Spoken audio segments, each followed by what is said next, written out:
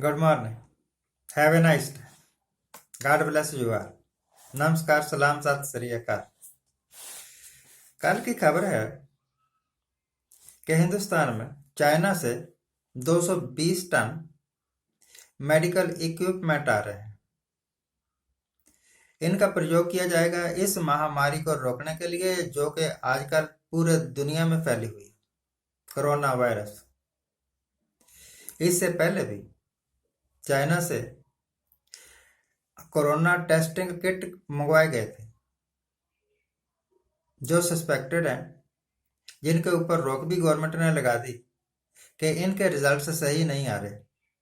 अरे भले मानसो, एक चीज मंगवा के देखी, उसने ठीक रिजल्ट नहीं दी गया आपको, तो फिर बाकी सामान क्यों मंगवा रहे हो? और वैसे भी लोग कहते हैं आमतौर पर कि मेड इन चाइना है, इसकी कोई गारंटी नहीं है, यानी डुप्लीकेट सामान। और मोदी साहब का सपना था make in India, assemble in India, stand up India. वो सारे क्या हुए? हवा हवा हो गए। आप क्यों नहीं बना सके? आपने अपने इंडियन कंपनीज को इनकरेज क्यों नहीं किया कि वो बनाए? विदेशों से क्यों मंगवाए ये सामान? और देखा जाए ना तो ये मामूली सामान है, कोई ऐसा नहीं है कि रॉकेट है जी, इसमें क्रायोजेनिक इंजन लगना है, जिसकी टेक्नोलॉजी हमारे पास है नहीं, चलो रशिया से ले लो। There is nothing like that.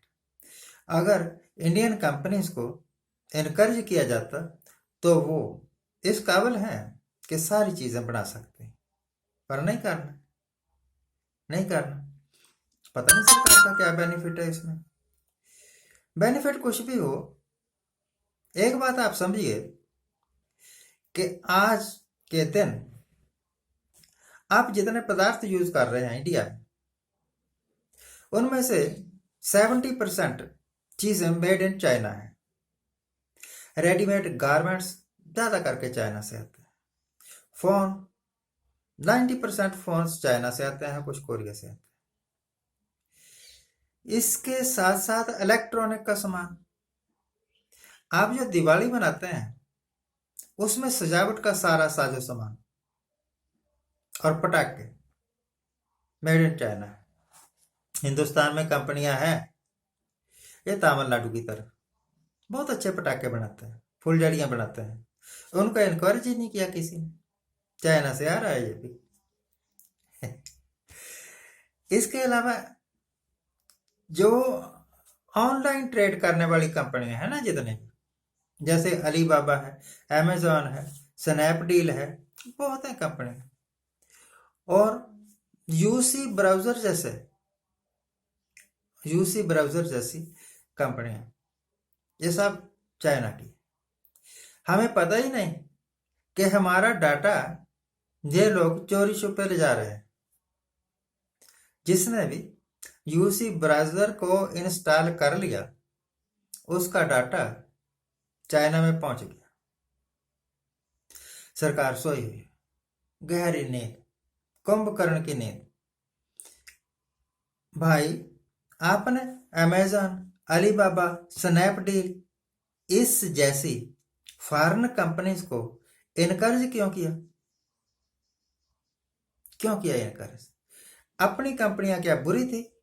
इनको क्यों नहीं इनकरेज किया? ना तो कोई ये सवाल पूछता है और ना ही गवर्नमेंट जवाब देती है। जो सवाल पूछता है वो देशद्रोही, और किसी की हिम्मत ही नहीं कि सरकार से सवाल पूछ ले। और ये जो प्रधानमंत्री साहब है, the greatest man of the world, इन्होंने कभी कोई प्रेस कॉन्फ्रेंस की ही नहीं। कोई ऐसी प्रेस कॉन्फ्रेंस जिसमें पत्रकार फ्रीली सवाल पूछ सके।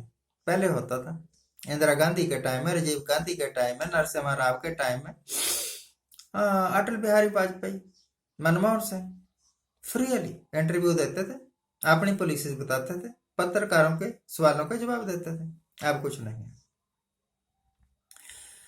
आपको याद होगा लास्ट ईयर कुछ हिंदूवादी संगठनों, मैं ये तो नहीं कह सकता कि वो आरएसएस के थे, वो विश्व हिंदू परिषद के थे, बजरंग दल के थे, किसके थे, मोमबत्तियां जला जला के ऐसे हाथ ऊपर रखवा रखवा के लोगों से कसम खलवाई थी, खाओ कसम, कि हम चाइना का माल प्रयोग नहीं करेंगे। और चाइना के माल की होलियां जलाई जगह जगह बड़े बड़े शहरों में। और होली में जलाया क्या होगा, मैं तो समझता हूँ कि कोई फटे पुराने कपड़े जला दिए होंगे और टूटा फूटा सामान जला दिया होगा। वो बिजली की झालरें, लड़ियां जो पहले यूज कर ली और अब वो बेकार हो गई, उनको रख के आग लगा दी। ये चाइना का माल था, हमने खत्म कर दिया। आपकी दिवाली चाइना के माल के बिना नहीं चलती, आपकी होली चाइना के माल के बिना नहीं चलती। जितनी भी पिचकारियां इस बार आई हैं इंडिया में, सब मेड इन चाइना थी। हिंदुस्तान की कंपनियां क्या कर रही थी, गवर्नमेंट ने इनको इनकरेज करने के वास्ते क्या किया?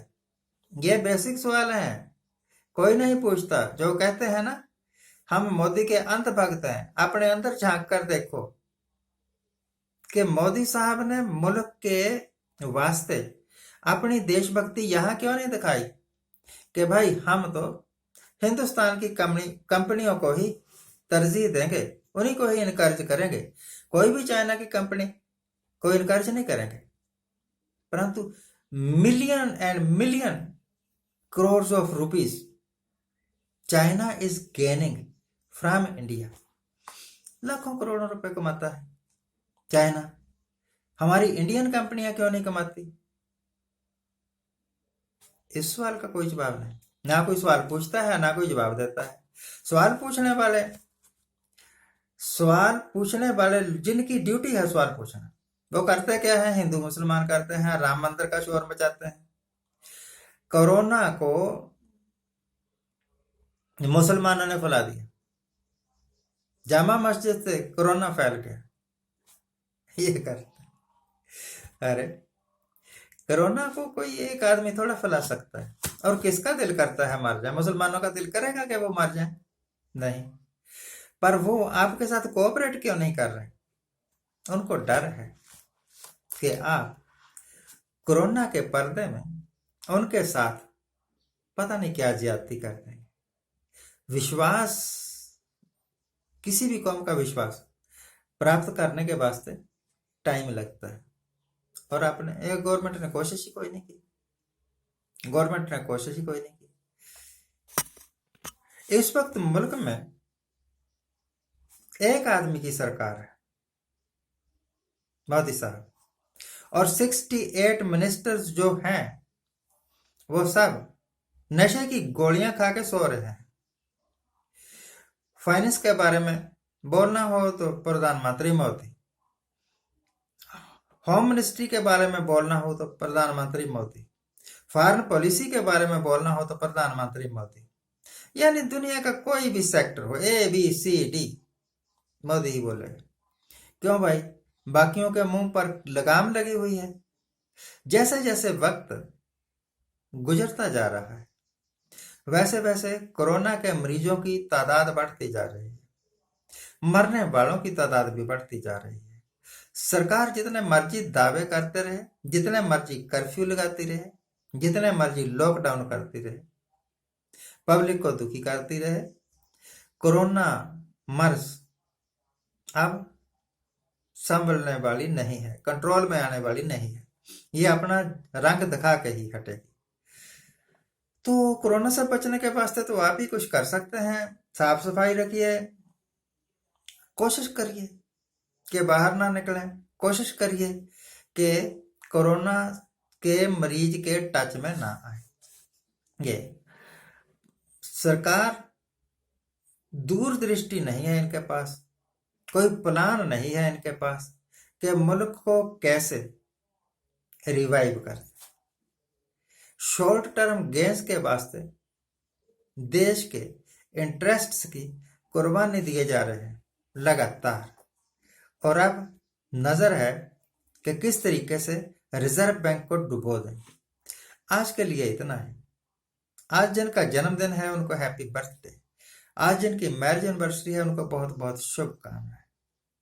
वो लोग जो चाइना के सामान की होलियां जलाया करते थे, चलते चलते मैं उनको शर्मसार करना चाहता हूं कि आपने होलियां क्यों जलाई थी, चाइना के सामान का बहिष्कार क्यों नहीं किया, अब तक ये ड्रामेबाजी करते हो, आपको शर्म से डूब मरना चाहिए। बहुत बहुत शुक्रिया, बहुत बहुत शुक्रिया।